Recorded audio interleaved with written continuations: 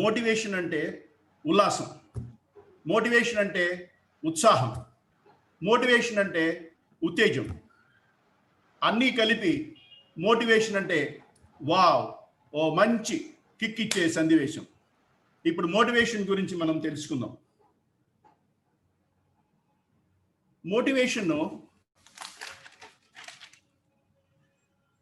Motivation అంటే ప్రేరణ.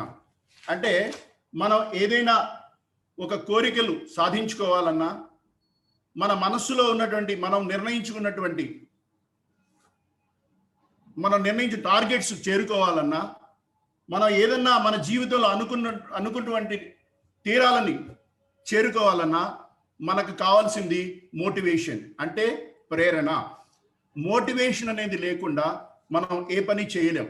ఎందుకంటే మన మనస్సులో మనకే ఉత్సాహం కానీ ఉల్లాసం కానీ లేకపోతే ఏ పని చేయడానికి మనకి ఆసక్తి కలగదు, ఏ పని చేయడానికి మనం ఇంట్రెస్ట్ చూపించం. సో ఎక్కడ వేసిన గొంగళి అక్కడే ఉన్నది అన్నట్టు మనం ఎక్కడైతే ఉన్నామో అక్కడే ఉండిపోవడానికి అవకాశం ఉంటుంది. So motivation is a part of our life. Motivation అంటే మనలో కలిగిన కోరికలు తీర్చుకోవడానికి, మన గమ్యాలు చేరడానికి ఉన్న ఒకే ఒక ఇంధనం మోటివేషన్.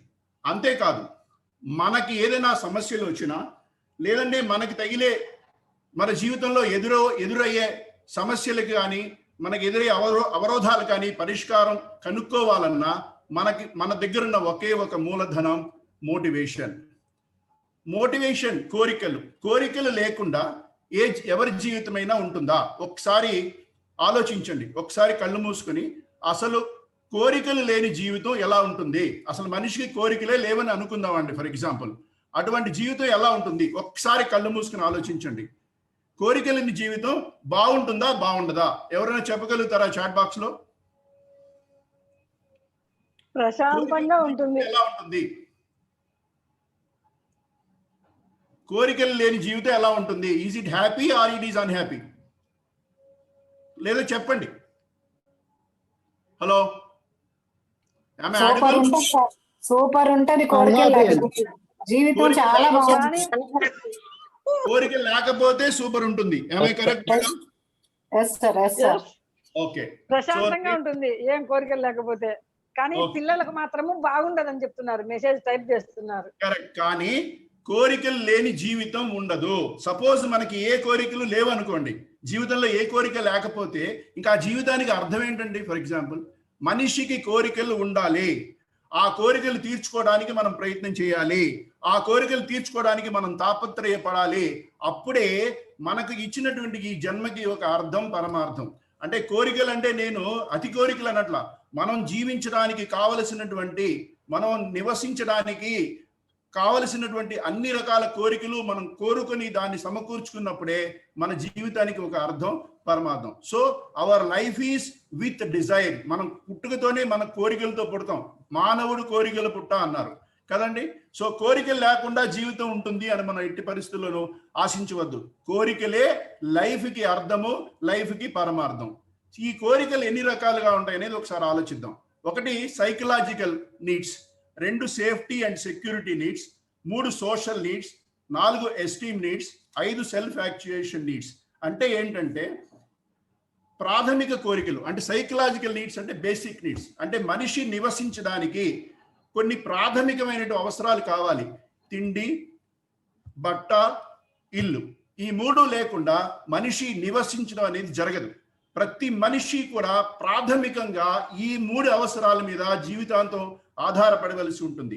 ఈ 3 కోరికలు తీరిపోయినాయి అనుకోండి, మనిషి అక్కడితో ఆగుతాడా? ఆగడు. ఎందుకంటే మనిషి జీవితం పరుగు. ఒక కోరిక తర్వాత ఇంకో కోరిక, ఇంకో కోరిక తర్వాత ఇంకో కోరిక వస్తూనే ఉంటుంది. కాబట్టి ఫస్ట్ మనం ఈ ప్రాథమిక కోరికలు అనేది నెరవేరినాయి అనుకుందాం. నెక్స్ట్ స్టెప్ ఏంటంటే అక్కడితో ఆగడు మనిషి. సేఫ్టీ అండ్ సెక్యూరిటీ అంటే ఇంకొక స్టెప్ ముందుకు వెళ్తాడు. ఏంటి? ఫర్ ఎగ్జాంపుల్, నాకు ఒక మోటార్ సైకిల్ ఉందనుకోండి, కారు కావాలి. సైకిల్ ఉందనుకోండి, మోటార్ సైకిల్ కావాలి. ఒక ఇంటి అద్దెంట్లో నేను ఉంటున్నాను అనుకోండి ఫర్ ఎగ్జాంపుల్, ఇమీడియట్ గా నా ఆలోచన ఎలా ఉంటుంది? ఒక సొంత ఇల్లు కావాలి. సొంత ఇల్లు ఉందనుకోండి ఫర్ ఎగ్జాంపుల్, నాకు ఒక బంగ్లా కావాలి. సో ఇలాగా మనిషి యొక్క కోరికలు స్టెప్ బై స్టెప్ పెరుగుతూనే ఉంటాయి. సో ప్రాథమిక అవసరాలు తీరిన తర్వాత మనిషి ఆలోచించేది దేనికోసం? Safety and security. అంటే నెక్స్ట్ స్టెప్ కోసం ఒక పర్మనెంట్ ఎంప్లాయ్ కావాలి, ఫ్యామిలీకి అన్ని అవసరాలు చేకూర్చాలి, నేను ఒక స్థిరాస్తులు ఏర్పరచుకోవాలి అనే దాని మీద ఒక స్టెప్ ముందుకు వెళ్తాడు. తర్వాత సోషల్ నీడ్స్. ఇప్పుడు నాకు అన్ని అవకున్నాయి అంటే ఒక మానవుడిగా నేను ఏ రకంగా బ్రతకాలో దానికి కావాల్సిన అవసరాలన్నీ నా దగ్గరికి ఉన్నాయండి ప్రస్తుతానికి. కానీ నేను ఆగను. ఇంకో స్టెప్ ముందుకు వెళ్తా. ఏంటది? సామాజిక అవసరాలు. అంటే నేను సోషల్ స్టేటస్, 10 మందిలో నేను గొప్పగా తిరగాలి. సో నేను ఎక్కడికి వెళ్ళినా కూడా నేను ఒక హూందాగా కనపడాలి. నా వెనకాల నా తరం తర్వాత ఇంకో తరం వాళ్ళు కూడా తినేటువంటి ఆస్తిపాస్తులు నేను అరేంజ్ చేసుకోవాలి. 10 మంది వెళ్తే వాసు గారు వచ్చారు అనేటువంటి ఒక గుర్తింపు కావాలి అనే దానికోసం మనం పరిగెడతాం. సో ఇది 3వ కోరిక. సో నెక్స్ట్ 4 ఎస్టీమ్ నీడ్స్, అంటే గౌరవ మర్యాదలు. ఇందాకేంటి, నాకన్నా నేను ఒక ఆస్తిపాస్తులు ఏర్పరచుకున్నాను, ఒక స్థిరమైనటువంటి లైఫ్ క్రియేట్ చేసుకున్నా. కానీ నేను అక్కడితో ఆగను. నాకు గౌరవం కావాలి, 10 మంది సెలబ్రిటీ హోదా కావాలి. ఎక్కడికన్నా వెళ్తే నన్ను 10 మంది ఆహా ఓహో అని చెప్పి నా వెనకాల తిరగాలి, సెల్ఫీలు దిగాలి, ఫోటోలు దిగాలి. ఇట్లాగా మనిషి యొక్క కోరికలు ఒకదాని తర్వాత ఒకటి పెరుగుతూనే ఉంటాయి.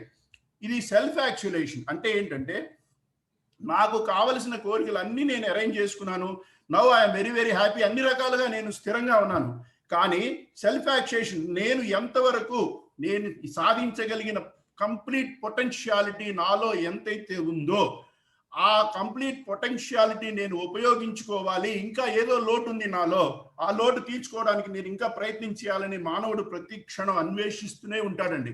అది సెల్ఫ్ యాక్చువలైజేషన్. అంటే ఇంకా ఏదో తీరాన్ని చేరుకోవాలి, ఇంకా ఏదో సాధించాలి, ఇంకా ఏదో నెరవేర్చుకోవాలి అనేటువంటి కోరిక సెల్ఫ్ యాక్చువలైజేషన్. సో ఇట్లాగా మనిషి కోరికలు ఒక మెట్టు తర్వాత ఇంకోటి, ఇంకో మెట్టు తర్వాత ఇంకోటి పెరుగుతూనే ఉంటాయి. కోరికలు అనంతము, కోరికలకి అంతం లేదు. శ్వాస మొదలైన దగ్గర నుంచి చివరి శ్వాస ఆగే వరకు మానవుడు కోరికల చుట్టూ తిరుగుతూనే ఉంటాడు. సపోజ్ ఇప్పుడు ఈ కోరికలు మన అనుకున్న కోరికలు అనుకున్నట్టు నెరవేరుతున్నాయి అనుకోండి. ఫర్ ఎగ్జాంపుల్, నో ప్రాబ్లం, హ్యాపీగా ఉంటాము, మనకన్నా గొప్పోళ్ళు లేడు, ఎక్కడికి వెళ్ళినా సరే మనం కాలు ఎగరేసుకుని తిరుగుతుంటాం. నువ్వేంట్రా బాబు, నీకు సంగతి ఏంటి, నువ్వెంత అనే స్టైల్లో ఉంటాం మనం. అది నిజంగా జరిగేది అది. కానీ మనం కోరుకున్న ప్రతి కోరిక నెరవేరుతుందా? Impossible. There are so many hurdles. చాలా అడ్డంకులు ఉంటాయి. చాలా కోరికలు మనం తీరకపోవచ్చు. ఎప్పుడైతే మన కోరికలు తీరలేదో అప్పుడే మనలో ఒక నిర్లిప్తత, మనలో ఒక ఏదో తెలియని ఆవేదన మొదలవుతుంది. ఇక్కడ అసలు మోటివేషన్ అనే పదానికి అర్థం మన జీవితంలో మొదలయ్యేది ఈ పాయింట్ దగ్గరే. అన్ని సక్రమంగా జరిగిపోతున్నాయి, అనుకున్నట్టు జరిగిపోతుంది. జరిగినదే తలచితివా దైవం ఎందులకు, జరిగినదే తలచితివా శాంతి లేదు నీకు అన్నాడు ఒక కవి. అన్ని జరిగిపోతున్నాయి అనుకోండి, దేవుడితోనే పర్లేదు, నువ్వెందుకే నాకని చెప్తాం. జరగనప్పుడే అన్ని సమస్యలు మన ముందుకు వస్తాయి. మన జీవితం గురించి ఆలోచించడం మొదలెడతాం. సో మోటివేషన్ అనే పాయింట్ మన లైఫ్లో ఎప్పుడు ఎంటర్ అవుద్ది? మన కోరికలు తీరని క్షణము. అంటే ఎక్కువ మోటివేషన్ మనం ఎప్పుడు ఆలోచిస్తామంటే మనం ఏదో నిర్లిప్తతో, నిర్వేదనతో, ఆవేదనలో ఉన్నప్పుడు మాత్రమే మోటివేషన్ గురించి ఆలోచిస్తాం. మోటివేషన్, అసలు లో మోటివేషన్ క్యారెక్టరిస్టిక్స్ ఎలా ఉంటాయి? ఎవరైతే కోరికలు తీరలేదో, ఎవడైతే ఆవేదనలో ఉన్నాడో, ఎవడైతే నిర్లిప్తం ఉన్నాడో, ఎవరైతే నిరుత్సాహంగా ఉన్నాడో వాడి యొక్క లక్షణాలు ఎలా ఉంటాయంటే లైఫ్ విల్ బికమ్ మోనోటనీ. అంటే బోర్గా ఉంటుంది. ఎప్పుడు ఏంట్రా ఈ జీవితం, చూడండి ఫోటోలో చూపిస్తున్నా నేను, అలాగే ఉంటాడు. ఏంట్రా ఈ జీవితానికి అర్థం లేదు, పరమార్థం లేదని ఎప్పుడు ఏడుపు మొహంతో ఒక మూల కూర్చుని ఉంటాడు. Dissatisfaction of work. వాడు చేసే ఏ పని మీద వాడికి తృప్తి ఉండదు, చేయాలనే ఆసక్తి ఉండదు, చేసిన తృప్తి ఉండదు, చేయాలనే కోరిక ఉండదు. సో ఫస్ట్ బోర్గా ఉంటుంది లైఫ్ అంతా. వర్క్ మీద వాడికి ఎటువంటి తృప్తి ఉండదు, లీడ్స్ టు ఫ్రస్ట్రేషన్. వీటన్నిటి కలిపితే వాడు చివరికి ఫ్రస్ట్రేషన్లోకి వెళ్ళిపోతాడు. అంటే ఫ్రస్ట్రేషన్, డిప్రెషన్లోకి వెళ్ళిపోతాడు. చిచి నాకు ఈ లైఫ్ వేస్ట్, నేను దేనికి పనికిరానేటటువంటి ఒక లో క్వాలిటీలోకి వెళ్ళిపోతాడు. లో సెల్ఫ్ ఎస్టీమ్. ఎప్పుడైతే వాడు ఫ్రస్ట్రేషన్లోకి వెళ్ళాడో వాడి మీద వాడికి నమ్మకం తగ్గిపోతూ ఉంటుంది. సో ఎప్పుడైతే నమ్మకం తగ్గిపోయిందో దే లీడ్స్ టు ప్రొక్రాస్టినేషన్. ఇక పనులన్నీ వాయిదాలు వేసుకుంటాడు. పర్లేదులే, రేపు చేసుకోవచ్చు, వెళ్ళి చేసుకోవచ్చు, నేను చేయలేదులే, చేసినా నేనే ఉంది, నా వల్ల అవ్వదు. సో ఈ రకంగా స్టెప్ బై స్టెప్ ఎవడైతే కోరికలు తీరని వాడు, ఎవడైతే సాధించలేకుండా ఉన్నాడో వాడిలో ఉన్నటువంటి క్యారెక్టర్స్ అన్ని ఒకదాని తర్వాత కింద పడిపోతుంటాయి. More conflicts and work reluctancy. More conflicts. అంటే ఎవరికైతే నిరుత్సాహంగా, నిర్వేదంగా, నిర్లిప్తంగా ఉన్నాడో వాడు ఎక్కువ కాన్ఫ్లిక్ట్స్ లో ఉంటాడు. అంటే కాన్ఫ్లిక్ట్స్ అంటే విరుద్ధం, అంటే ఎప్పుడు గొడవల్లో ఎవరితోనూ ఒప్పుకోకుండా, ఎవరితోనూ కలవకుండా, ఎవరితోనూ అంటే ఆ సామరస్యత లేకుండా ఒక సెపరేట్ గా ఎంటిటీ క్రియేట్ చేసుకుని ఆ గిరిలోనే తిరుగుతుంటాడు. వర్క్ రిలక్టెన్స్, ఏది ఇచ్చినా సరే ఈ పని నాది కాదురా, పోండిరా, నాకు సంబంధం లేదు అని పట్టించుకోకుండా తిరుగుతుంటాడు. No adaptability for change. ఏదైనా మార్పు వచ్చింది అంటే ఆ మారడానికి సిద్ధంగా ఉండడు, because is not interested. So high motivation అంటే ఆల్రెడీ మనం అన్ని రకాలుగా సంసిద్ధంగా ఉన్నాము, మన కోరికలు హ్యాపీగా ఉన్నామనే వాడి క్యారెక్టర్స్ ఎలా ఉంటాయంటే టీమ్ వర్క్. అంటే అన్ని టీంతో కలిసి పనిచేస్తూ ఉంటాడు, హ్యాపీగా ఉంటాడు, 10 మందిని ఎంకరేజ్ చేస్తుంటాడు. Keep learning things. ఎంతసేపు నేను ఏదో ఒకటి నేర్చుకోవాలనే తపనతో ముందుకు పరిగెడుతుంటాడు. Effective communication. అతను ఏది చెప్పాలనుకున్నా కూడా క్లియర్ గా, క్రిస్టల్ గా నా మనసులో ఏదో చెప్పగల కెపాసిటీలో ఉంటాడు. Move with self confidence. నేను చేయలేని పని అంటూ లేదు. క్లాస్ వస్తుంది, అరగంట వచ్చేస్తాను, మీరు బయలుకి వచ్చేస్తారు. చేయలేని పని అంటూ లేదు. సైలెన్స్ ఉండండి సార్ ప్లీజ్. నేను చేయలేని పని అంటూ లేదు, నేను ఏ పనైనా చేయగలుగుతాను, ఏ పని చేయడానికైనా సిద్ధంగా ఉన్నానని చెప్పేసి ఎల్లప్పుడూ సంసిద్ధతగా ఉంటాడు. Task oriented. ఖాళీగా ఉండడు. ఒక పని అయిన తర్వాత ఇంకొక పని, ఇంకో పని అయిన తర్వాత ఇంకో పని. ఎప్పుడు కూడా మనిషి బిజీగా ఉంటాడు. Energize and enthusiastic. ఎప్పుడు చూసినా మంచి ఉల్లాసంగా, ఉత్సాహంగా, హార్లిక్స్ బాయ్ లాగా, కంప్లాన్ బాయ్ లాగా ఎప్పుడు చూసినా హ్యాపీగా ఉంటాడు. Easy conflict resolution. వాడితో ఏదన్నా సమస్య వచ్చినా కూడా because is highly motivated person, ఆ సమస్యని తీర్చుకోవడం చిటికలో పని. అంటే వాడు ఏ సమస్యని అర్థం చేసుకొని, అడ్జస్ట్ చేసుకొని, ఫ్లెక్సిబుల్ గా ఆ సమస్య నుంచి బయటపడిపోయి వేరే టాస్క్ కి వెళ్తాడే కానీ ఈ టాస్క్ గురించి ఆలోచిస్తూ ఆ టాస్క్ మీద ఏడుస్తూ మాత్రం కూర్చోడు. Adaptability to change. మార్పుకి ఎప్పుడు కూడా సంసిద్ధతగా ఉంటాడు. High motivated fellow. రండి, ఎవరైనా రండి, ఎప్పుడైనా రండి, ఎక్కడైనా రండి, ఏదైనా తీసుకురండి, I'm prepare to do that. ఏ నిమిషంలో అయినా నేను ఏ పని అయినా చేయడానికి సిద్ధంగా ఉన్నాను అని చెప్పేసి ఎల్లప్పుడూ సర్వదా సంసిద్ధతగా ఉంటాడు. Highly motivated person. చూడండి, లో మోటివేటెడ్ కి హై మోటివేటెడ్ కి completely contra. So low motivated people ని ఎలా how we recognise these people are low motivated? Lack of career vision. అంటే ఎందుకు లో మోటివేషన్ లోకి మనం వెళ్ళిపోతాం? నిర్లిప్తిలోకి ఎందుకు వెళ్ళిపోతాం? నిర్వేదంలోకి ఎందుకు వెళ్ళిపోతాం? Lakh of career vision. నాకు 50 ఏళ్ళు వచ్చాయి, ఏ ఉద్యోగం చేయలే. ఎందుకు? ఏ ప్లానింగ్ లేదు, ఏం చేయాలో తెలియదు, లైఫ్ వెళ్ళబెట్టేశా. ఇప్పుడు 50 ఏళ్ళు వెనక్కి దిగి చూసుకున్నా, ఏం ఉపయోగం అండి? ఏమీ లేదు. ఇంట్లో పెళ్ళాం చేతి తిట్లు, పిల్లల చేతి తిట్లు. ఏం పొడిచావా 50 ఏళ్ళ నుంచి నువ్వు అని. No career vision. నాకంటూ ఒక విజన్ లేకుండా గడిపేస్తాడు life. Fear is major setback. ఎందుకు నేను అలా అయిపోయాను? ఏ పని చేయాలన్నా నాకు భయం, చేయలేనేమోననే అసక్తత, చేయలేనేమో నిర్లిప్తత, నేను చేస్తే ఏదైనా తప్పు జరుగుతుందేమో అని భయం. ఈ భయం వల్ల నా కెరియర్ ప్లానింగ్ నేను చేసుకోక నా జీవితాన్ని నేను నష్టపోయాను. Inability to grab opportunities. కళ్ళ ముందు కనబడుతున్న ఆపర్చునిటీస్ కూడా నేను తీసుకోలేను, ఎందుకంటే ఐఎమ్ ఏ డిమోటివేటెడ్ ఫెలో. అది నాకు తెలియదు ఆపర్చునిటీ అని.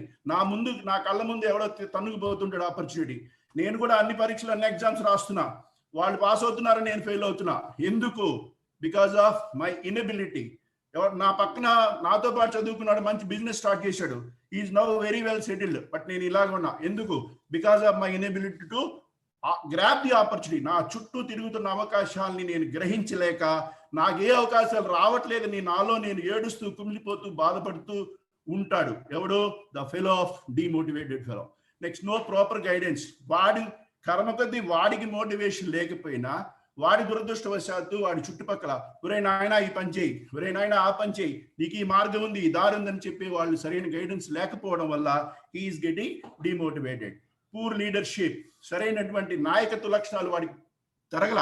ఫర్ ఎగ్జాంపుల్, మనం ఏదైనా జాబ్ చేస్తున్నాం అనుకోండి, మన బాస్ కనుక ఒక విజన్ తోటి, ఒక క్లారిటీ తోటి ఉన్నాడు అనుకోండి, డెఫినెట్లీగా మనకి హెల్ప్ అవుద్ది. మన లైఫ్ లో అతను ఫాలో చేసిన ప్రిన్సిపల్స్ మనం కూడా అప్లై చేసి మన జీవితంలో మనకు పైకి రావడానికి చాలా అవకాశాలు దొరుకుతాయి. అలాంటి లీడర్ కనుక అతనికి దొరకకపోతే, అతనికి దారి తెలియక, గమ్యం తెలియక, he will get in to A motivation. వీటన్నిటిని మించి అన్నిటికన్నా పెద్ద భారం ఏంటయ్యా అంటే ఫ్యామిలీ అండ్ పర్సనల్ ఇష్యూ. ఇంటికి వెళ్తే పిల్లల గొడవ, రోజు నస గొడవ. నా ప్రాబ్లం ఏంటో వాళ్ళకి తెలియదు, వాళ్ళ ప్రాబ్లం ఏంటో నాకు తెలియదు. ఇంక నేను డిమోటివేట్ అవ్వక ఏమవుతానండి? సో ప్రతి ఈ పాయింట్స్ అన్ని కూడా ఒక క్యారెక్టర్ రీజన్స్ మనం డిమోటివేట్ అవ్వడానికి ఏంటి అంటే ఒక కెరీర్ విజన్ లేకపోవడం, ఫియర్, ఇనబిలిటీ, నాకు వచ్చినటువంటి అవకాశాలని వినియోగించుకోలేకపోవడం, ఒక డిసిప్లిన్ లేకుండా పోవడం, నాకు గైడ్లైన్స్ ఇచ్చి సరైన మార్గంలో నడిపేటువంటి మార్గదర్శి లేకపోవడం, నా వెనకాల నన్ను నడిపించే నాయకుడు లేకపోవడం, వీటన్నిటికీ తోడు నాకు ప్రతిరోజు ఉదయం సాయంత్రం నుంచి నా ఫ్యామిలీలో జరిగేటువంటి ప్రాబ్లమ్స్ నన్ను డిమోటివేషన్లోకి తీసుకువెళ్తున్నాయి. So recognise డిమోటివేటర్స్.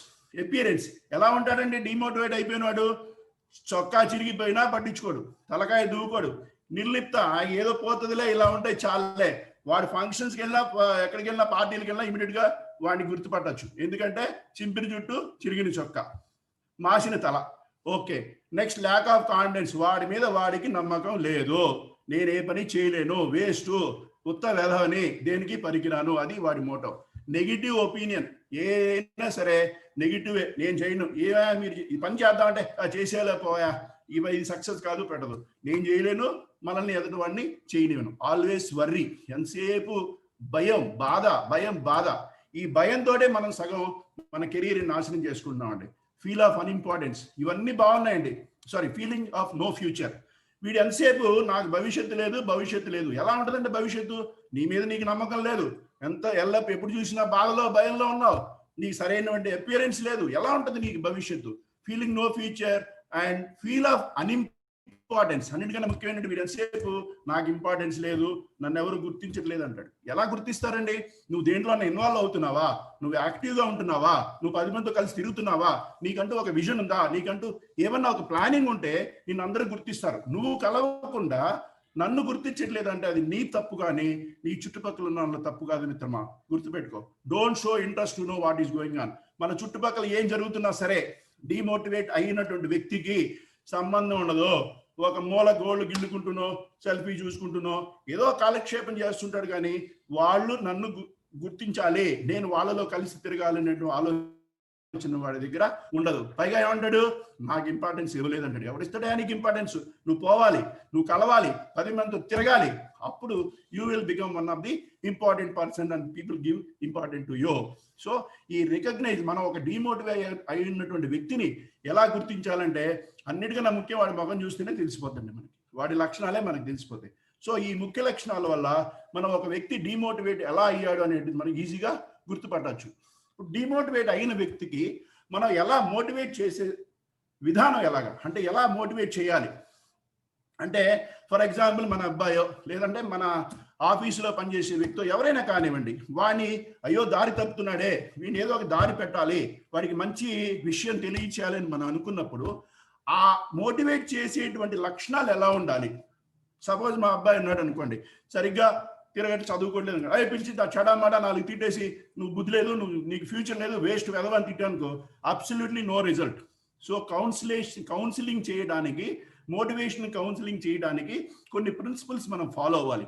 ఆ ప్రిన్సిపల్స్ ఏంటంటే, పిక్ ద కరెక్ట్ టైం అంటే రైట్ టైం. అంటే మనం ఎప్పుడు పడితే ఎప్పుడు, ఎవడు ముందు పడితే వాడి ముందు, ఎక్కడ పడితే అక్కడ వాడిని మోటివేషన్ కౌన్సిల్ తీసుకున్నాం అనుకోండి, వాడు ఏదో పురాణం వింటున్నట్టు సరే బాబు అంటాడు, వాడి పని వాడు చూసుకుంటాడు.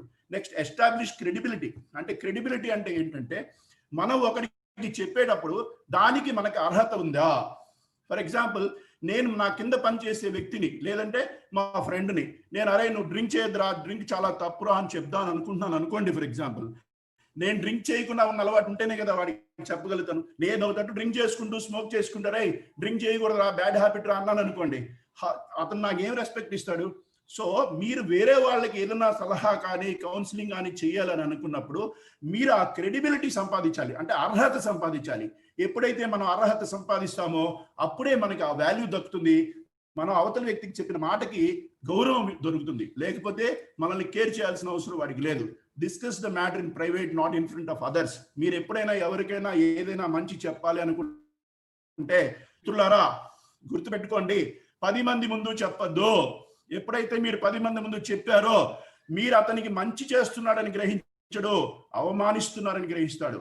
మీరు అవమానిస్తున్నారు అనుకుంటాడు, 10 మంది ముందు నన్ను అవమానిస్తున్నారు, దానివల్ల మీరు అతని చేసే మేలు కన్నా కీడు ఎక్కువ జరుగుద్ది. కాబట్టి మీరెవరికన్నా ఒక మంచి మాట చెప్పాలి అనుకున్నప్పుడు ఆ టైం ప్రకారం అతనికి కౌన్సిలింగ్ ఇస్తే దానివల్ల ఉపయోగం అండి. ఈ కీప్ ఐ కాంటాక్ట్. ఎప్పుడైనా సరే మన అవతల వాడికి ఏదైనా ఐ కాంటాక్ట్, మనం ఎప్పుడైతే ఒక మనిషికి ఏదైనా చెప్పాలి మంచి అనుకున్నప్పుడు ఐ కాంటాక్ట్ ఉండాలి. ఎదురుగా చూసి, అంటే వాడి ముఖం చూడలేని పరిస్థితుల్లో మనమే చెప్పామంటే దానికి వాల్యూ ఉండదు, గౌరవం ఇవ్వడు. So keep eye contact. Be strictly truthful. అంటే మీరు ఒక మనిషిని ఒక సన్మార్గంలో పెట్టాలి అనుకున్నప్పుడు మీలో ఫస్ట్ నిజాయితీ ఉండాలి. వాడి గురించి మీకు ఒక ఇంట్రెస్ట్ ఉండాలి. ఇంట్రెస్ట్ ఉండి వాడి ఏదన్నా మనం చెప్పే ప్రతి మాట కూడా హానెస్ట్ గా నిజాయితీగా చెప్పాలి. అంతేగాని దాని ఉద్దేశంతో చెప్తే దానివల్ల ఎటువంటి ప్రయోజనం ఉండదు. Talk about the behaviour, not the person. మీరు ఎప్పుడైనా అవతల మనిషికి ఒక కౌన్సిలింగ్ ఇవ్వాలి, ఒక మంచి మాట చెప్పాలనుకున్నప్పుడు పర్సనల్ అటాక్ మాత్రం చేయకూడదండి. Never in the personal attack చేస్తే it will go in the different way.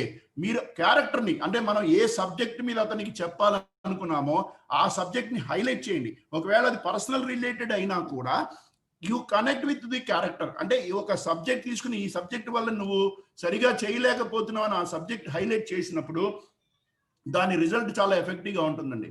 Then first talk good points, then start about the bad points. అంటే ఏంటంటే మనం ఎప్పుడైనా సరే ఒక మనిషిని ఏదైనా చెప్పాలి అనుకున్నప్పుడు మనం ఫస్ట్ అతని మంచిని స్టార్ట్ చేయాలండి. ఒక చిన్న పాయింట్ చెప్తాను, గుర్తుపెట్టుకోండి.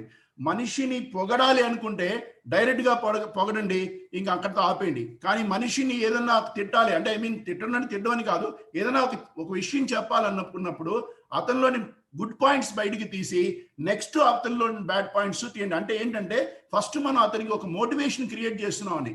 ఏమని, నీలో ఉన్న ఈ మంచి పాయింట్స్ ఉన్నాయి, కానీ ఈ మంచి పాయింట్స్ ఉన్నా కూడా ఈ రెండు మైనస్ పాయింట్స్ వల్ల ఈ ప్లస్ పాయింట్స్ కూడా మైనస్ అవుతున్నాయి. కాబట్టి నువ్వు ఈ మైనస్ ని ప్లస్ చేసుకునేటువంటి కౌన్సిలింగ్ పాజిటివ్ నుంచి తీసుకెళ్ళావంటే డెఫినెట్ గా అది అతనికి హార్ట్ కి చేరుతుంది. దాని మీద ఇంప్లిమెంటేషన్ కి పెడతాడు. పోవడమే నువ్వు యూస్లెస్ ఫెలో అని చెప్పేసి పర్సనల్ అటాక్ చేసావంటే మాత్రం it will not give result. Set review date. అంటే మనం ఏదైనా ఒక మనిషి యొక్క అభిలాష, అభివృద్ధి కనుక ఆశించామంటే, అతనికి ఒక మంచి మాట మనం చెప్పామంటే, చెప్పేశాం కదా మన పని అయిపోయిందని చెప్పేసి అందరితో వదిలేసాం అనుకోండి, you won't get the result what you want. అంటే మనకి కావలసినటువంటి రిజల్ట్ మనం తీసుకోలేము. సో మనం ఏదైనా అతనికి చెప్పినప్పుడు, రే నాయనా ఈ ప్రాబ్లం ఉంది, ఇలా చెయ్యి, ఇలా చేస్తే నీకు రిజల్ట్ వస్తుంది, నువ్వు ఈ రోజు నుంచి స్టార్ట్ చెయ్యి అని చెప్పేసి మళ్ళీ మనం ఒక వారం తర్వాత కలుద్దాం, 4 రోజులు కలుద్దాం, 10 రోజుల తర్వాత కలుద్దాం, లెట్ us డిస్కస్. నీకు దీనిలో ఏదైనా పాయింట్స్ ఉంటే, ప్రాబ్లమ్స్ ఉంటే చెప్పు, ఇద్దరం కలిసి ఈ ప్రాబ్లమ్ సాల్వ్ చేసి నువ్వు మంచి మార్గంలో నడవటమే నాకు కావాల్సిందని చెప్పావు అనుకోండి, definitely that will give result. So మనం ఎవరికైనా ఒక మంచి మాట చెప్పాలి అనుకున్నప్పుడు ఈ 5 points, correct time, establish credibility, మంచి ప్రైవేట్ గా డిస్కస్ చేసి ఐ కాంటాక్ట్ తోటి నిజాయితీగా వారి యొక్క పర్సనల్ ప్రాబ్లమ్స్ హైలైట్ చేసుకుంటూ ఒక రివ్యూ డేట్ కనుక పెట్టుకుంటే డెఫినెట్ గా దానికి మంచి రిజల్ట్ వచ్చేస్తుందండి నా అభిప్రాయం.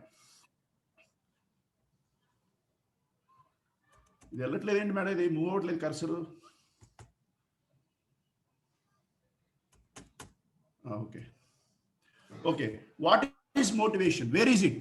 మోటివేషన్ ఎక్కడ ఉంది? ఎవరన్నా చెప్తారా అండి చాట్ బాక్స్ లో? Where is motivation? మోటివేషన్ ఎక్కడ ఉంది? లేదంటే మీరు దీంట్లోనే చెప్పండి, చేసి చెప్పండి, పర్వాలేదు, అన్మ్యూట్ చేసి చెప్పండి. Where is motivation? మనలోనే ఉంది sir motivation.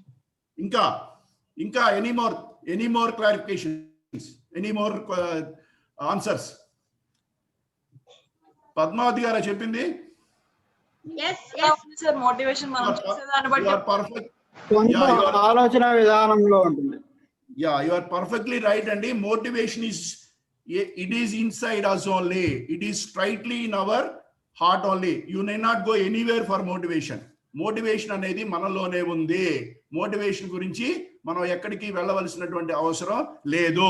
It is right inside you. It is right inside you. ఎక్కడ వెతికినా మీకు దొరకదు, అది మీలోనే ఉంది. అది గ్రహించగలిగినప్పుడే మనం దాన్ని ఆస్వాదించగలుగుతాం. You are stronger than what you believe. But you are confined by the walls you build yourself. Normal గా మనం మన గురించి మనం చాలా తక్కువ అంచనా వేసుకుంటాం అండి. ఏ పని తలపెట్టా ఇది నా వల్ల కాదేమో, నేను చేయలేమో అని చెప్పేసి దాని మీద ప్రయత్నానికి కూడా మనం ముందుకు రాం. ఎందుకంటే మనం ఆ పని చేయలేమేమో అనేటువంటి మనకు ఉన్నటువంటి ఒక అపనమ్మకం. సో ఆ అపనమ్మకం వల్ల మనం ఒక గిరి గీసుకుని ఆ గిరిలోనే బ్రతుకుతున్నాము. ఆ గిరిలోంచి బయటికి రావడానికి కూడా మనం ప్రయత్నం చేయట్లేదు. ఇందాక మనం అనుకున్నామండి, ఒక చిన్న ఎగ్జాంపుల్ చెప్పాం ఏమని, హనుమంతుడి గురించి. హనుమంతుడు ఎంతో శక్తిమంతుడండి. హనుమంతుడు అనేటువంటి ఒక క్యారెక్టర్గా లేకపోతే రామాయణమే లేదు. కానీ లంక దాటాల్సి వచ్చినప్పుడు అందరి వానరులతో పాటు ఆయన కూడా స్తబ్దతగా నిలబడిపోయాడు. అప్పుడు పక్కన ఉన్న అంగదుడు, జాంబవంతుడు వంటి గొప్ప యోధులంతా కలిసి ఆంజనేయ స్వామి దగ్గరికి వచ్చి, ఇది నువ్వు మాత్రమే చేయగలవు, నువ్వు తప్ప వేరే చేయలేరు, వానరులందరూ అత్యుత్తమైనటువంటి లక్షణాలు కలిగినటువంటి వ్యక్తివి, అతి బలవంతుడివి నువ్వే అని ఎప్పుడైతే అతన్ని మోటివేట్ చేశారో, అతనికి తెలియకుండానే ఒక అత్యంతమైనటువంటి శక్తిమంతుడిగా తయారైపోయి అవలీలుగా లంకను దాటేశాడు. ఆ సమయంలో ఆ పక్కన అంగదుడు కానీ జాంబవంతుడు కానీ అతన్ని మోటివేట్ చేసే వాళ్ళు లేకుండా ఉంటే రామాయణం ఎలా ఉండేదో మనకు తెలియదు. It's a different question. So ఇక్కడ మోటివేషన్ అనేది ఏంటంటే, మనల్ని మనం గిరిగీసుకుని మనకి చేత కాదు అనుకున్నాం.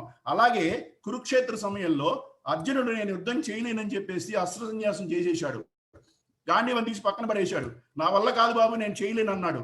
అప్పుడు కృష్ణుడు పక్క నుండి, నువ్వు చేయలేకపోతే ఎవరు చేస్తారయ్యా, మొత్తం ఇక్కడున్న యోధులందరిలోకి అతి శక్తిమంతుడివి నువ్వే, it can be done only by you, నీ పక్కన నేనున్నాను పదా అని చెప్పేసి మళ్ళీ అతన్ని ప్రిపేర్ చేశాడు. That is what motivation. Motivation అంటే ఇంకేం లేదండి, మనలో లేని శక్తిని, మనకు తెలియని శక్తిని బయటికి తీసుకురావడమే మోటివేషన్.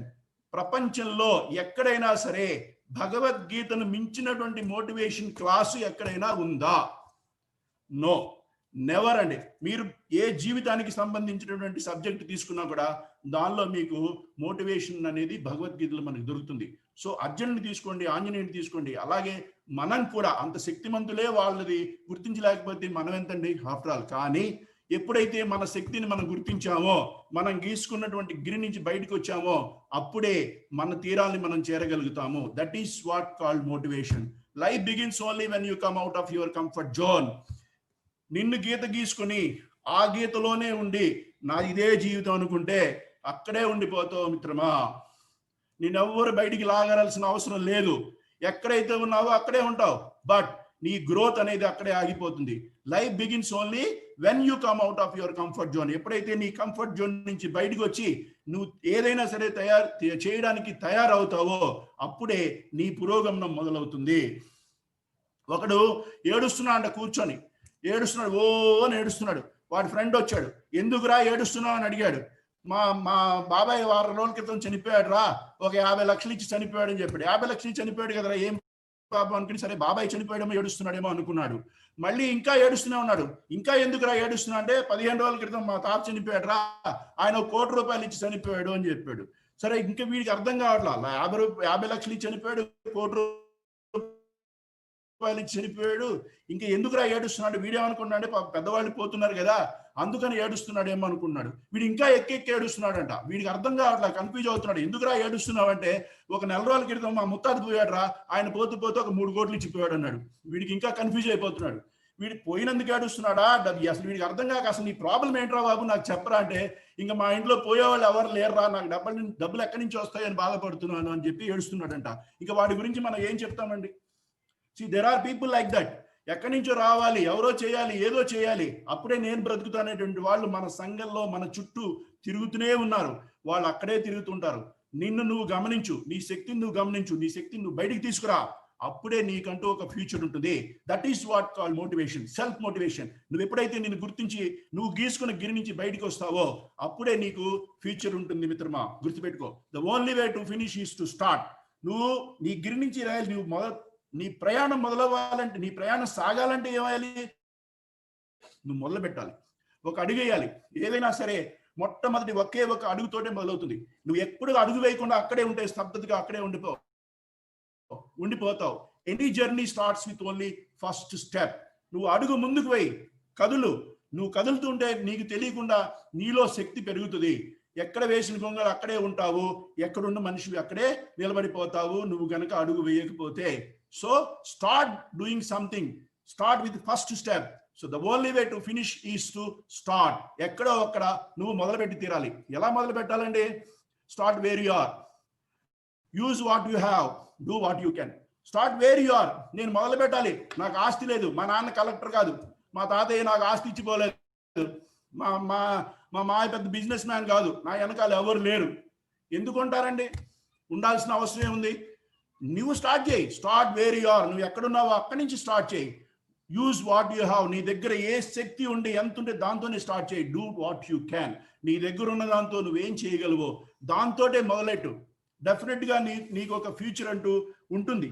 ఆ ఫ్యూచర్తో నువ్వు మొదలుపెట్టి నువ్వు ఏదైతే చేయాలనుకున్నావో అది ఖచ్చితంగా నాకు అది రాలేదు ఇది రాలేదు అనుకుంటూ కూర్చుంటే నీ జీవితం ముందుకెళ్ళదు.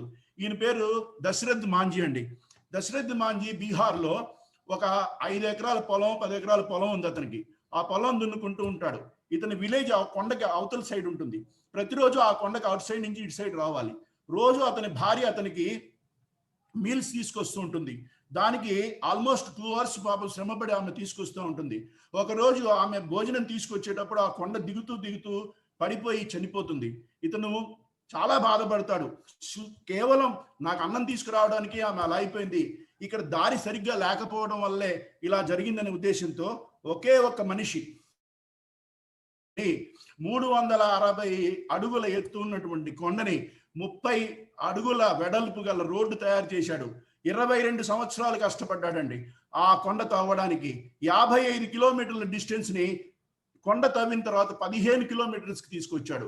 ఎక్కడి నుంచి వచ్చిందండి మోటివేషన్ అతనికి? It is self motivation. ఆ ప్రాబ్లం నా ఒక్కరిదే కాదు, ఈ చుట్టుపక్కల ఉన్న ప్రజలందరిది కూడా అని గ్రహించాడు. ఆ ప్రాబ్లం సాల్వేషన్ తీసుకురావాలనుకున్నాడు. అతను కష్టపడి పనిచేశాడు. అతనితో పాటు తర్వాత పనిచేసిన అతని వల్ల 55 కిలోమీటర్ల డిస్టెన్స్ 15 కిలోమీటర్లు జరిగింది. ఈ రోజు అతనికి 10 మందికి మార్గదర్శి అయ్యాడు. ఈయన పేరు మీకు తెలిసే ఉంటుందండి, దారిపల్లి రామయ్య, చెట్ల రామయ్య అంటారు ఈయన్ని. ఈయనకి చదువు లేదు, ఆస్తి లేదు, పెద్ద వ్యాపారస్తుడు కాదు, రాజకీయవేత్త అంతకన్నా కాదు. చదువు లేని విలేజ్, ఖమ్మం జిల్లాలో చిన్న విలేజ్ అండి ఆయన కోటి చెట్లు నాటాడు. పద్మశ్రీ అవార్డు తీసుకున్నాడు. 1,000,000 చెట్లు. ఆయనకి విపరీతమైన ప్రేమ దేని వల్ల? వాతావరణం అంటే. ఈ వాతావరణం ఇలా కలుషితం అయిపోతుందని చెప్పేసి బాధపడి 1,000,000 చెట్లు నాటాడు. అంతేకాదు ఈ రోజు కూడా రకరకాలైన విత్తనాలు సేకరించి ఫ్రీగా చెట్లు నాటిస్తున్నాడు. ఎందుకు చేస్తున్నాడండి? అంతేకాదు అతని పిల్లలకి పుష్పలత, సంపంగి అని చెట్ల పేర్లు పెట్టుకుంటున్నాడు. చూడండి ప్రకృతి మీద అతనికి ఎంత అభిమానము, ఎంతటి గౌరవము చూడండి. ఎందుకంటే అతనికి ఎక్కడి నుంచి వచ్చింది? అతనికి ఎవరు చెప్పలేదు. It is self motivation. అతనే ఒక మోటివేషన్ క్రియేట్ చేసుకుని ఈ ప్రాబ్లం నాది కాదు, 10 మందికి ఉపయోగపడాలని అతనే ఒక మార్గదర్శకుడు అయ్యాడు. ఈయన పేరు రాజేంద్ర సింగ్ అండి. ఈయన రాజస్థాన్లో రాజస్థాన్లో వైద్య వృత్తి అయింది. ఒక ముసలి ఆయనకి కళ్ళు లేకపోతే కళ్ళు తెప్పించాడు. కళ్ళు వచ్చిన వెంటనే ఆయన ఏడుస్తున్నాడంట. ఏడిచి ఈయనతో అన్నాడంట, నాకు ఎందుకయ్యా కళ్ళు తెప్పించావు, నీకేం అవసరం నా కళ్ళు తెప్పించడానికి అన్నాడంట. కళ్ళు తెప్పిస్తే అప్పుడు ఆయన ఆశ్చర్యపోయాడంట. ఇదేంటి, ఎవరైనా కళ్ళు తెప్పిస్తే బాధపడతారు, హ్యాపీగా ఫీల్ అవుతారు, సంతోషంగా థ్యాంక్స్ చెప్తారు, ఈయన ఎందుకు ఏడుస్తున్నాడని చెప్పి, ఏంటి అని ప్రాబ్లం అంటే, నాయనా నేను 75-80 సంవత్సరాల ముసలివాడిని, నేను కళ్ళు లేవు, ఇప్పుడు ఇక్కడ ఈ గ్రామంలోకి నీళ్లు రావాలంటే చుట్టుపక్కల 4-5 మైళ్ళ నుంచి నీళ్లు తెచ్చుకోవాలి. ఈ నీళ్లు తెచ్చుకునే కార్యక్రమంలో నేను నా ఇంటి ముందు కొండ పెట్టుకుని కూర్చుంటే ఆ ఊరి నుంచి నీళ్లు తీసుకుని పోయే వాళ్ళంతా తలా ఒక చెంబుడు నా కొండలో పోసిపోతా ఉన్నారు. నేను ఆ నీళ్లు తాగి బతుకుతున్నాను. ఇప్పుడు నువ్వు నా కళ్ళు తెప్పించావు. ఈ కళ్ళు తెప్పించడం వల్ల ఏమైంది? రేపటి నుంచి నీ కళ్ళు ఉన్నాయి కదయా, నీ నీళ్ళు నువ్వు తెచ్చుకోకపోని నాకు ఇక్కడ నీళ్లు కూడా పోయారు. రేపటి నుంచి నేను నడవలి తెచ్చుకోలేని పరిస్థితి, నేనేం చేయాలంటే ఈయన షాక్ అయిపోయాడండి. షాక్ అయిపోయి దిమ్మ తిరిగిపోయింది దీనికి. సో నేను అడ్రస్ చేయవలసిన సమస్య ఇది కాదు, నీళ్ల సమస్య, ఏంటి వైద్య వృత్తి కాదు, ఇక్కడ నీళ్ల సమస్య ఉందని చెప్పేసి రాజస్థాన్లో ఆల్వార్ అనేటువంటి డిస్ట్రిక్ట్ లో 10,800 చెరువులు తవ్వించాడండి. 10,800 చెరువులు తవ్వించాడు. ఆల్వార్ డిస్ట్రిక్ట్ లో కనీసం ఎడారి ప్రాంతంలో, చిన్న మొక్క కూడా మొలవని ప్రాంతంలో నీటి హార్వెస్టింగ్ స్టార్ట్ చేసి ఈ రోజు డిస్ట్రిక్ట్ మొత్తాన్ని సస్యశ్యామలం చేసి 3 పంటలు పండించేటట్టుగా ఆ జిల్లా మొత్తాన్ని తయారు చేశాడు. ఎక్కడి నుంచి వచ్చిందండి ఇతనికి ఆ శక్తి? It is self motivation. ఆయన ఎవరు ప్రోత్సహించలేదండి, ఆయన ఎవరు చేయమని చెప్పలేదండి. ప్రజల సమస్య నా సమస్య అనుకున్నాడు. So motivation, self motivation create చేసుకున్నాడు. అతను 10 మందికి ఈ రోజు మార్గదర్శకుడు. That is what call self motivation. Motivation అంటే ఎవరో వస్తారు, ఏదో చేస్తారు. ఎందుకు చేస్తారండి? ఎవరి ప్రాబ్లమ్స్ వాడుకున్నాయి. నీ దగ్గరకు రావాల్సిన అవసరం ఉంది, నీ సమస్యను పరిష్కరించిన అవసరం ఉంది. నీ సమస్యని నువ్వే పరిష్కరించుకోవాలి. Push yourself. No one is going to do for you. మీకు చెప్పిన ఎగ్జాంపుల్స్ అవే. నీ సమస్యని వేరే వాడు ఎందుకు పరిష్కరించాలి? నువ్వు ఎంతమంది సమస్యలు పరిష్కరిస్తున్నావు? నువ్వే మోటివేషన్ లాగా ఏడు శ్లోకములు కూర్చున్నావు, ఇంకోటి వచ్చి నీ సమస్య ఎందుకే పరిష్కరిస్తాడు? What is the necessity? You push yourself, no one is going to do it. ఈయన తెలుసండి మనకి, ధీరుభాయ్ అంబానీ. మొన్నే మనం కథ కూడా చెప్పుకున్నాం. ఈయన 2 నిమిషాలు రాజీవ్ గాంధీ టైం ఇస్తే, ఏదో మీ మదర్ నాకు 100 కోట్లు ఇచ్చిందని చెప్పంగానే 2.5 hours 3 hours టైం వచ్చింది. దాంతో ఆయన ఆ బిజినెస్ రాజీవ్ గాంధీకి ఎక్స్ప్లెయిన్ చేశాడని చెప్పేసి. ఇది ఏంటండి? ఇది ఎక్కడి నుంచి వచ్చింది ఆయనకి? ఆయనలో ఉన్న తపన, ఆయనలో ఉన్న కోరిక, ఆయనలో ఉన్న ఆవేశం, ఆయనలో ఉన్న మోటివేషన్. నేను ఏదో ఒకటి సాధించాలి, నేను ఇలా ఉండకూడదు, నేను ఈ భారతదేశంలో ఉన్న బిజినెస్ మ్యాగ్నెట్స్ లో I should be the one of the top business man అని ఆయన రాజు కలలు కన్నాడు. సెల్ఫ్ మోటివేషన్, ఆయన మోటివేషన్ క్రియేట్ చేసుకున్నాడు. ఈ రోజు అంబానీ అంటే ప్రపంచం మొత్తంలోనే అత్యధిక ధనవంతుల్లో లిస్టులో చేరాడు వాళ్ళ family. So this where this he's come, this is from self motivation. ఎవడో రాడు. ఈయన చూడండి, రజనీకాంత్ బస్ కండక్టర్ అండి. ఈ రోజు రజనీకాంత్ ఏ స్థితిలో ఉన్నాడో అందరికీ తెలుసు మనకి. ఎక్కడి నుంచి వచ్చింది ఆ శక్తి? It is self motivation. నేను ఏదో చేయాలి, నేను ఎక్కడో ఉండాలి, ఏదో సాధించాలని తపన వీళ్ళందరినీ ఒక ఉన్నత స్థితిలో నిలబెట్టిందండి. ఎగ్జామినర్, టికెట్ ఎగ్జామినర్ ధోని, ఒక train ticket examiner, ticket checking చేసుకునే వ్యక్తి ఇండియా క్రికెట్ టీమ్ కి కెప్టెన్ అయి వరల్డ్ కప్ సాధించి అత్యద్భుతమైన క్రికెట్ గా ఈ రోజు రికార్డులో నిలిచాడంటే అది కేవలం అతని మనస్సులో ఉన్న మోటివేషన్ మాత్రమే. ఎవరో వచ్చి ఆయన్ని వాళ్ళ నాన్న వాళ్ళ అమ్మ వచ్చి తన్ని రోజు బ్యాట్ బంధించి ఆడరా ఆడరా ఆడరా అని ఎవరు చెప్పలేదండి. It is his personal motivation, self motivation. అతనే కలలు కని ఊహించుకొని కష్టపడి సాధించి ఈ రోజు ధోని అంటే మన ముందు నిల్చున్నాడు. This is what called self motivation. So develop positive thinking. ఇప్పుడు ఇవన్నీ బాగానే ఉన్నాయండి, పుష్ యువర్ థింకింగ్, ఇవన్నీ ఎలా సాధ్యం అండి? Develop positive thinking. ఎప్పుడు కూడా నువ్వు పాజిటివ్ గానే ఆలోచించాలి. నువ్వు ఎప్పుడు పాజిటివ్ గా ఆలోచిస్తుంటే ఏదో ఒక నీకు పాజిటివ్ థింగ్ తగులుతుంది. నెగిటివ్ నెగిటివ్ నెగిటివ్ నెగిటివ్ అంటే నెగిటివ్ గానే పోతా ఉంటాయి అన్ని, మన దగ్గరికి ఒకటి రాదు. పాజిటివ్ పాజిటివ్ పాజిటివ్ అంటే ఆ వైబ్రేషన్సే, పాజిటివ్ వైబ్రేషన్సే మన చుట్టూ ఉన్నట్టు 10 మందిని మన దగ్గరికి తీసుకొస్తాయి. ఏదో ఒక ఆలోచన వస్తుంది, ఎవరో ఒకరు ముందుకు వస్తారు, ఏదో ఒక సహాయం చేస్తారు, ముందుకు నడుస్తాం. Positive positive positive. ఎవరైతే నెగిటివ్ లో కూడా పాజిటివ్ వెతుక్కుంటారో వాళ్ళే లైఫ్ లో సక్సెస్ అవుతారండి. ఇతని పేరు శ్రీకాంత్ బొల్లా. హైదరాబాద్, ఎక్కడో కాదు, మచిలీపట్నంలో పుట్టాడు. పుట్టుగుడ్డి పాపం. ఆయనకి ఇంటర్మీడియట్ సైన్స్ చేసి ఇంజనీర్ అవ్వాలని కోరిక. 10th క్లాస్ లో 90%. గుడ్డివాడు కాబట్టి నేను ఇవ్వను సీట్ అని చెప్పారు ఇంటర్మీడియట్ లో సైన్స్ లో. కోర్టుకి వెళ్ళాడండి. కోర్టుకి వెళ్ళి సాధించుకున్నాడు సీటు. 98% ఇంటర్మీడియట్ పాస్ అయ్యాడు. ఇంటర్మీడియట్ 98 పాస్ అయ్యి ఇంజనీరింగ్ సీట్ ఐఐటి ర్యాంక్ వచ్చింది. ఐఐటిలో గుడ్డివాడు కాబట్టి సీట్ ఇవ్వనన్నారు. అతను ఒకటే మాట చెప్పండి, I don't care about your seat అని చెప్పేసి అమెరికాలో massage institute of technology, MIT, one of the best institute in the world, ప్రపంచంలోనే అత్యుత్తమైనటువంటి కాలేజీలో అతను ఇంజనీరింగ్ పూర్తి చేశాడు. అక్కడితో అతని ప్రస్థానం ముగియలేదండి.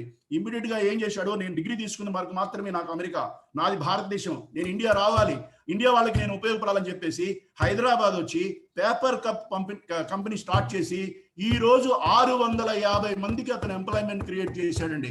ఎక్కడి నుంచి వచ్చింది ఈ ఆవేశం? ఎక్కడి నుంచి వచ్చింది ఈ యొక్క ఉత్సాహం? It is nothing but self motivation.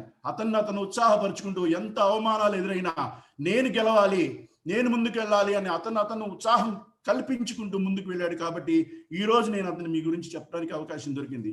ఈమె పేరు అరుణిమా సిన్హా. ఉత్తరప్రదేశ్ లో లక్నో దగ్గర ఈ అమ్మాయి అథ్లెట్.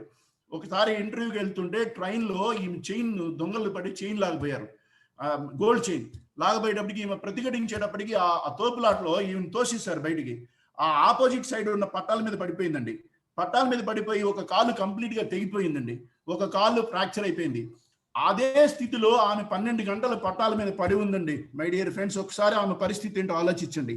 ఎర్లీ మార్నింగ్ ఆ చుట్టుపక్కల గ్రామ ప్రజలు ఆమెను తీసుకెళ్లి ఆసుపత్రిలో చేర్పిస్తే ఆసుపత్రిలో అనస్థీషియా ఇవ్వడానికి కూడా సరైన వైద్య సదుపాయాలు లేకపోతే ఆమె నాకు అనస్థీషియా అవసరం లేదు, నా కాలు తీసేయండి అని చెప్పేసి కాలు తీసేసిన, ఒక కాలు కంప్లీట్ గా పోయినా రెండో కాల్లో ఐరన్ రాడ్ వేసినా అదే సంకల్పంతో అప్పుడు ఆమె ఒక పేపర్లో న్యూస్ చూసిందట. ఏమని?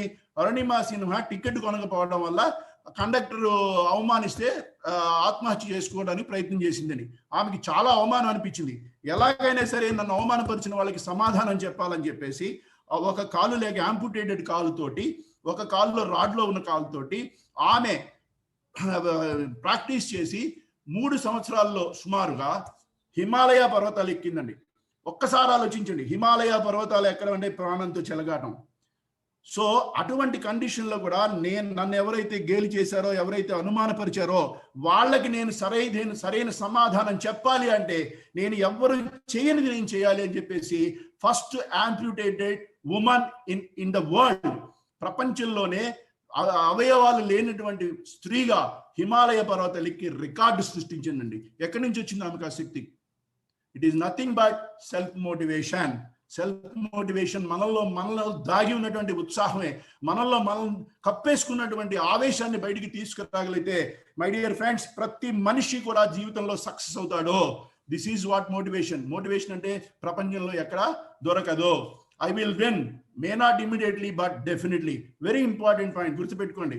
ప్రతి మనిషికి అవసరం అయ్యేటువంటి సబ్జెక్ట్ ఇది. నేను విన్ కానీ ఇప్పుడు అవ్వకపోవచ్చు. అంటే మనం చేసిన ప్రతి అటెంప్ట్ సక్సెస్ అవ్వాలని ఏం లేదండి. There are an number of failures in the life. ఒక్కసారి ఫెయిల్యూర్ అయినంత మాత్రాన జీవితం అంతరించిపోలేదు. అద్భుతమైన జీవితం ఇంకా ముందుంది. ఈ రహస్యాన్ని ఎవడైతే గ్రహించగలుగుతాడో వాడే జీవితంలో సక్సెస్ అవుతాడో. That itself is motivation. Motivation అంటే ఏంటండి? మనకున్న అడ్డంకులను తొలగించుకోవడమే మోటివేషన్. మనకున్న ఇబ్బందుల్ని పక్కకి నెట్టుకొని ముందుకు వెళ్ళడమే మోటివేషన్. ఈ సెల్ఫ్ మోటివేషన్ రావాలంటే this is the first principle we should keep in mind. I will win, may not immediately but definitely. Abdul Kalam ఆదర్శమూర్తి. ఈ రోజు ఎవరు ఒక నాయకుడి గురించి చెప్పమన్నా కూడా ఫస్ట్ చెప్పేది ఎవరి గురించి అంటే అబ్దుల్ కలాం గురించి. ఆయన జీవితంలో ఫెయిలింగ్ చూశాడు. హిమాలయాల దగ్గర ఋషికేశ్ వెళ్ళిపోయాడు, ఫెయిల్ అయిపోయాడు. 9 మంది ఇంటర్వ్యూకి వెళ్తే ఆయన 10వ వాడిగా రిజెక్ట్ అయ్యాడు. సో డిప్రెషన్లోకి వెళ్ళిపోయాడు. పాప ఆయన మనిషి కదా. అక్కడ ఋషికేశ్లో ఒక ఋషి కనబడి చెప్పాడంట, నువ్వు ఇక్కడ రిజెక్ట్ అయితే నీకు వేరే ఏదో ఆశించాడు దేవుడు నీ దగ్గర నుంచి, నీ పని నువ్వు చేసుకో అని చెప్పాడు. మళ్ళీ వెనక్కి వచ్చాడు. ఈ రోజు వాట్ ఈజ్ అబ్దుల్ కలాం? ప్రపంచం మొత్తానికి తెలుసు అబ్దుల్ కలాం అంటే ఏంటని. So don't worry about failures. ఎప్పుడైతే మనం I will win, may not today but definitely అని ఎవరైతే అనుకుంటారో వాళ్ళే ముందుకు సాగలుగుతారు. అమితాబ్ బచ్చన్ అసలు సినిమా ఫీల్డ్కే పనికిరావు అన్నారు, నీ గొంతు వేస్ట్ అన్నారు. అమితాబ్ బచ్చన్ ఏ రేంజ్ లో ఉన్నాడో ఇప్పుడు మనందరికీ తెలుసు. అట్లాగే ఈ అమ్మాయి పేరు జేకే రోలింగ్, హ్యారీ పాటర్. ఈమె హ్యారీ పాటర్ తీసుకురావడానికి ముందు 12 సార్లు ఆమె రచనని రిజెక్ట్ చేశారండి. But she never depressed. ఆమె ఎన్నో సమస్యలు ఎదుర్కొన్నా సరే నేను ఏదో ఒకటి సాధించాలి, డెఫినెట్ గా నేను గుర్తింపు తీసుకురావాలని చెప్పేసి హ్యారీ పాటర్ అనే బుక్ తీసుకొచ్చింది. ఈ రోజు హ్యారీ పాటర్ సృష్టించిన రికార్డు గురించి నేను ప్రత్యేకంగా చెప్పక్కర్లేదు. One of the best book seller in the world it self. దాని మీద ఎన్నో సినిమాలు. ఆమె ఈ రోజు మిలియనర్. ఆమెకి ఎంత ఆదాయందో ఆమెకే తెలియదు. ఎక్కడి నుంచి వచ్చిందని ఇది? ఫెయిల్యూర్ అయినా సరే ఆమె బాధపడలేదు. 12 టైమ్స్ రిజెక్ట్ చేసినా సరే she never depressed. There is future for me. నా మీద నాకు నమ్మకం ఉంది, నేను ఏదైనా చేసుకోగలను, నాకు ఆ శక్తిని భగవంతుడు ఇచ్చాను నేను నమ్ముకుంది కాబట్టి ఈ రోజున మేము అమ్మాయి గురించి చెప్పగలుగుతున్నాను. She J K Rowling, writer of Harry Potter. ఈయన KFC ఫౌండర్ అండి. 65 సంవత్సరాలకి స్టార్ట్ చేశాడు. అంతకుముందు ఎన్నో ఫెయిల్యూర్స్ చూశాడు.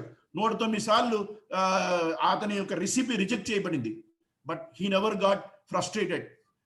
He was completely, continuously trying and he succeeded. Ee roju KFC anedi he is one of millionaire in the world andi. Ayana enno కంపెనీలకి పెట్టుబడులు పెట్టే స్థితికి ఎదిగాడు. ఎందుకని?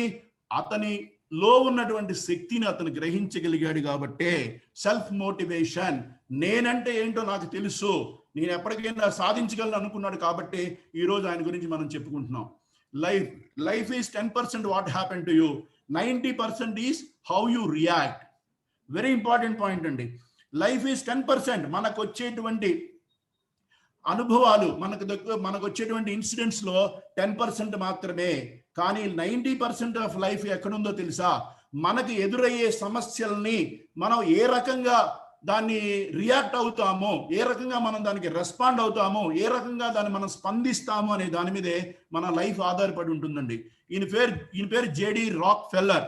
మీరు ఫోర్డ్ కంపెనీ వినుంటారు. Ford car company one of the best selling cars in the world. దాని chairman and founder అండి ఈయన. ఒకసారి ఈయన ఆఫీస్లో ఒక ఒక సీనియర్ పర్సన్, ఒక సీనియర్ ఎగ్జిక్యూటివ్ చేసినటువంటి తప్పు వల్ల he lost so many lakhs of rupees, అంటే డాలర్స్ లో millions of dollars he lost, ఒకే ఒక తప్పు వల్ల. సో అందరూ వెళ్ళారు, అతని ఈయన వల్ల ఇంత నష్టం జరిగిందని చెప్పారు. చెప్తే ఆయన స్టడీ చేశాడు. సరే యూ కాల్ హిమ్ అన్నాడు. ఆయన దగ్గరికి వచ్చాడు. ఆయన ఆ రోజే అనుకున్నాడు, ఓకే నాకు ఈ జాబ్ పోయింది, జాబ్ పోయినా పర్వాలేదు, ఏం చేయబోతాడో, ఎస్ నా వల్ల చాలా నష్టం వచ్చింది కంపెనీకి అని బాధపడుతూ ఈ Rockefeller chairman of the Ford company దగ్గరికి వెళ్ళాడు. వెళ్ళి కూర్చున్నాడండి. వెళ్ళి పాపం దయనీయంగా నుంచున్నాడు ఆయన ఎదురుగా. రాక్ ఫెల్లర్ గారు నవ్వుతూ చిరుమందహాసంతో ప్లీజ్ సిట్ డౌన్ అని చెప్పాడు. కూర్చున్నాడు, భయపడుతున్నాడు లోపల ఏం జరుగుతుందో ఏంటన్నా. సో ఆ సమయంలో రాక్ ఫెల్లర్ ఆయనతో అంటున్నాడు, ఏమంటున్నాడంటే, నేను నీ వల్ల ఎంత నష్టం జరిగిందో తెలుసా అని అడిగాడు.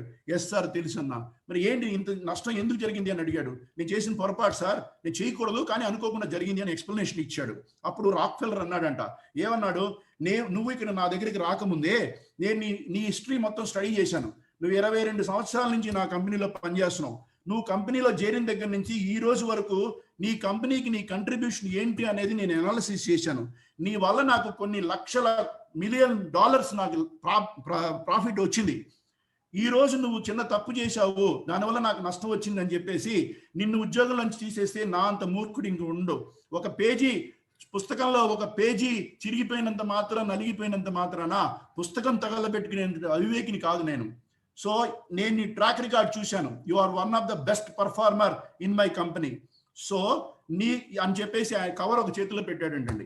ఏంటది? It is a promotion letter. నిన్ను నేను ప్రమోట్ చేస్తున్నాను. ఎందుకు ప్రమోట్ చేస్తున్నానంటే నీ యొక్క ఇంటిగ్రిటీని, నీ యొక్క నిజాయితీని నేను పరిశీలించాను కాబట్టి నీ తప్పుని నేను తప్పుగా తీసుకోవట్లేదు. నేను కూడా తప్పు చేసి ఉండొచ్చు. కాబట్టి ఈ స్ఫూర్తితోటి నువ్వు నా కంపెనీకి ఇంకా ఆశావహంగా పనిచేస్తావనే దృష్టితో నేను నీకు ప్రమోషన్ ఇస్తున్నాను అనేటప్పటికీ ఒక్కసారి ఊహించుకోండి ఆ ఎంప్లాయ్ యొక్క పరిస్థితి ఎట్లా ఉంటుందో. ఎంత రుణపడి ఉంటాడండి రాక్ ఫెల్లర్కి. జీవితాంతం ఆ కంపెనీకి సేవ చేయడా? So this is what called motivation. ఆ రాక్ ఫెల్లర్లో ఉన్నటువంటి సెల్ఫ్ మోటివేషనే అవతల వ్యక్తిని మోటివేట్ చేయగలిగాడు. ఇతనే డిప్రెషన్లోకి వెళ్ళిపోయి ఉంటే the question of motivation doesn't arise. Motivation అనే మాటకి విలువే లేదు. ఈయన థామస్ ఆల్వా ఎడిసన్ ప్రపంచ ప్రసిద్ధి చెందిన శాస్త్రవేత్త, ఎలక్ట్రిక్ బల్బు కనిపెట్టాడు. ఎన్నో కనిపెట్టాడండి. డిసెంబర్ 10, 1914 సంవత్సరంలో, అప్పటికి ఆయనకి 67 సంవత్సరాలు, న్యూ జెర్సీలో ఆయన ఫ్యాక్టరీ కంప్లీట్ గా తగలబడిపోయిందండి. కంప్లీట్లీ టర్న్ ఇంటూ యాష్, బూడిదే ఉంది. సో ఆ ఆనందం, అది తగలబడుతున్న దృశ్యాన్ని చూసి ఒక రకమైనటువంటి తన్మయతంలోకి వెళ్ళిపోయాడంట ఆయన. సో ఆయన కొడుకు 25-26 సంవత్సరాల చార్లెస్ అనే కొడుకు ఆయన దగ్గరికి వచ్చి, అవతల ఫ్యాక్టరీ తగలబడిపోతుంటే నువ్వేందే ఇట్లా తన్మయతంలో ఉండిపోయి, నీలో ఏం బాధ లేదా అన్నాడంట. అప్పుడు ఆయన చెప్పాడు ఆ కొడుక్కి, మీ మదర్ని, మీ మదర్ ఫ్రెండ్స్ని ఎవరిని ఉంటే తీసుకురా, ఇంతటి అద్భుతంగా ఫ్యాక్టరీ తగలబడిపోతున్న దృశ్యాన్ని ఎవరు చూసి ఉండకపోవచ్చు, ఈ అవకాశం మళ్ళీ రాదు, అందరినీ పిలంటే కొడుకు ఆశ్చర్యపోయాడంట. ఏంటి నువ్వు ఇలా మాట్లాడుతున్నావు అని. అప్పుడు చెప్పాడంట, నువ్వేమన్నా చేయగలుగుతావా? కంపెనీ తగలబడిపోకముందు జాగ్రత్త తీసుకుని ఉంటే అది వేరే సంగతి. తగలబడిపోయిన తర్వాత నువ్వు ఏడ్చి ఏం ప్రయోజనం? ఆ రోజుల్లో $9.19 lakh అంటండి. అంటే ఈ రోజుల్లో 23 మిలియన్స్ వాల్యూ నష్టపోయాడు. బట్ ఆయన చెల్లించలేదు. తిరిగి 67వ సంవత్సరంలో ఫ్యాక్టరీ స్టార్ట్ చేసి then he proved what is Thomas Alva Edison. ఎక్కడి నుంచి వచ్చిందండి ఇది? This is self motivation. మనలో మనం క్రియేట్ చేసుకునేటువంటి శక్తి.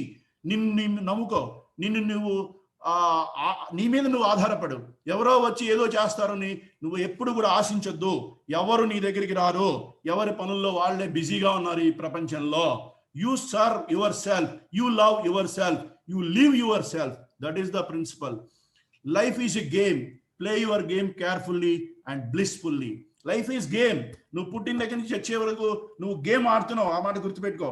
నీ వెనకాల ప్రత్యర్థులు ఉంటారు, నీ వెనకాల స్ట్రాటజీస్ ఉంటాయి. నేను ఎలా కిందకి లాగాలి, ప్రతి గేమ్ లో కూడా చూడండి, గోల్ కొట్టేదానికి ఆపడానికి ఒకటి సంసిద్ధంగా ఉంటాడు. You take any game, cricket తీసుకోండి, ఫుట్బాల్ తీసుకోండి, any game, there opposition party లేకుండా గేమ్ అనేది ఉండదు. లైఫ్ లో నువ్వు ఫేస్ చేయాల్సినటువంటి ప్రాబ్లమ్స్ చాలా ఉంటాయి, నువ్వు ఫేస్ చేయాల్సిన హర్డిల్స్ చాలా ఉంటాయి, నువ్వు ఫేస్ చేయాల్సిన ఇబ్బందులు చాలా ఉంటాయి, నువ్వు ఫేస్ చేయాల్సిన సమస్యలు చాలా ఉంటాయి. ఈ సమస్యలన్నింటినీ, ఈ అడ్డంకులన్నింటినీ నువ్వు ఎప్పుడైతే ఆనందంగా స్వీకరించగలవో, జాగ్రత్తగా పరిశీలించగలవో, అప్పుడే గేమ్లో నువ్వు విన్ అవుతావు మిత్రమా. It's a game, you are playing a game. Every minute of a game is a challenge. ఎప్పుడు ఏ మినిట్ లో టర్న్ అవుతుందో తెలియదు. మనం క్రికెట్ చూస్తుంటాం, సడన్ గా లాస్ట్ 5 overs లో మ్యాచ్ టర్న్ అయిపోద్దండి. ఓడిపోతాం అనుకున్న గెలుస్తాం అనుకున్న ఓడిపోతారు, తెలియదు. Even captain doesn't know what is going to happen, even players doesn't know what is going to happen, even viewers మనం ఎవరైతే చూస్తున్నామో we don't know what is going to happen. So every minute ఆ ప్రతి player జాగ్రత్తగా దాన్ని ఆస్వాదిస్తూ ఆనందంగా game ఆడగలిగినప్పుడే game లో మనం విజయం కలుగుతాం. ఈ గేమ్ లో ఆనందంగా కేర్ఫుల్ గా ఎప్పుడు ఆడగలుగుతామండి? Self motivation. ఆ సెల్ఫ్ మోటివేషన్ కనుక మనకి లేకపోతే జీవితంలో ఏది గెలవలేము, ఏ ఆట ఆడలేము. జీవితం అంటే ఒక నిస్సారమైంది. Next, give yourself permission to be happy every day. Life is wow. ప్రతి నిమిషం మీరు హ్యాపీగా ఉండడానికి ట్రై చేయండి. మీ చుట్టుపక్కల ఉన్న వాళ్ళు హ్యాపీగా ఉండడానికి ట్రై చేయండి. మీ జీవితంలో జరిగే ప్రతి సంఘటనని ఆస్వాదించండి, ఆనందించండి. జీవితంలో there are 2 types of people ఉంటారండి. There are 2 types of people. One type of people when we happy when he comes. జాగ్రత్తగా వినండి sir. One type of people we feel happy when he comes. Other type of people we feel happy when he goes. అంటే మొదటి రకం వ్యక్తులు ఎవరన్నా మన దగ్గరికి వస్తున్నారంటే వీ ఫీల్ వెరీ హ్యాపీ. చాలా మంచి వ్యక్తి వస్తున్నాడు, నాకు 4 మాటలు చెప్తాడు, I will be very happy. నా మనసులో ఉన్నటువంటి బరువంతా దింపేస్తాడు. సో ఇతనితో నేను 1 గంట 2 గంటలు కలిపితే నాకు ఎంతో ఆనందంగా ఉంటుంది. This is the first type of people. Second type of people, వస్తున్నాడు రా నాయన, చంపుతాడు రా బాబు, ఈ బాధలన్నీ నా నెత్తి మీద పడేస్తాడు, వీడి ఏడుపుతో పాటు నా ఏడుపు కూడా ఏడవలసిన పరిస్థితి వస్తుంది, వీడు ఎప్పుడు పోతాడు రా బాబు అని ఎదురు చూస్తాం. So which type of person you want to be? మీరు ఏ రకమైనటువంటి వ్యక్తిగా ఉండాలి అనుకుంటున్నారో ఒక్కసారి మీరు కళ్ళు మూసుకుని ఆలోచించండి. So everything is around you only. మీ పక్కనే తిరుగుతూ ఉంటుంది, మీ చుట్టూ తిరుగుతూ ఉంటుంది. సో మీ సమస్యల్ని మీరే గ్రహించాలి, మీ సమస్యల్ని మీరే పరిష్కరించుకోవాలి, మీ సమస్యలకి మీరే సమాధానం తెలుసుకోవాలి. కావాలంటే మీ 10 మందిని సలహాలు తీసుకోండి, సంప్రదింపులు తీసుకోండి, కానీ నీ రెస్క్యూలోకి వచ్చి నిన్ను సేవ్ చేసి నిన్ను బయటపడేసి నువ్వు హ్యాపీగా ఉన్నాన్ని నీ వెనకాల తిరిగే ప్రజలు ఉన్నారని మాత్రం ఆలోచించొద్దు మిత్రమా. Your life is yours, your goal is your target is yours, your happiness is yours, your misery is also yours. నీ కష్టము నీదే, నీ ఫలితము నీదే, నీ సంతోషము నీదే, నీ బాధ నీదే. నీ జీవితం నీ చేతుల్లోనే ఉంది. చీకటి నుంచి వెలుగులోకి రా, నీ జీవితాన్ని ఆనందమయం చేసుకో. నీ బలము నువ్వే, నీ బలహీనత నువ్వే. బలహీనతని బలంగా మార్చుకో, విజయాన్ని సొంతం చేసుకో. This is what self motivation. ఎప్పుడైతే నీ జీవితం గురించి నువ్వు ఆలోచిస్తావో, చీకటిలోంచి నువ్వు బయటకు వస్తావో, నువ్వు హ్యాపీగా ఉండడానికి ప్రయత్నిస్తావో, నిన్ను నువ్వు సంతృప్తి పరుచుకుంటావో, నిన్ను నువ్వు విజయ తీరాలకి చేర్చుకుంటావో, అదే లైఫ్, అదే సెల్ఫ్ మోటివేషన్, అదే ప్రేరణ, అదే సెల్ఫ్ ఇన్విషన్. ఎప్పుడైతే నిన్ను నువ్వు గుర్తించి ముందడుగు వేస్తావో అప్పుడే నువ్వు విజయ తీరాలకి చేరుతావు మిత్రమా. గుర్తుపెట్టుకో, నో వన్ ఈజ్ దేర్. ఎవరో వస్తారని ఏదో చేస్తారని ఎదురు చూసి మోసపోకుమా అని ఒక కవి చెప్పాడండి. అక్షర సత్యం అది. ఎవ్వరు రారు.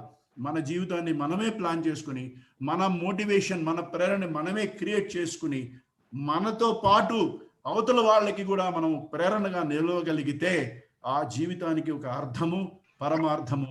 మనం ఈ భూమి మీదకి వచ్చినందుకు మన జన్మని మనం సార్థకత చేసుకున్న వాళ్ళు అవుతాం. My dear friends, this is what I want to tell you.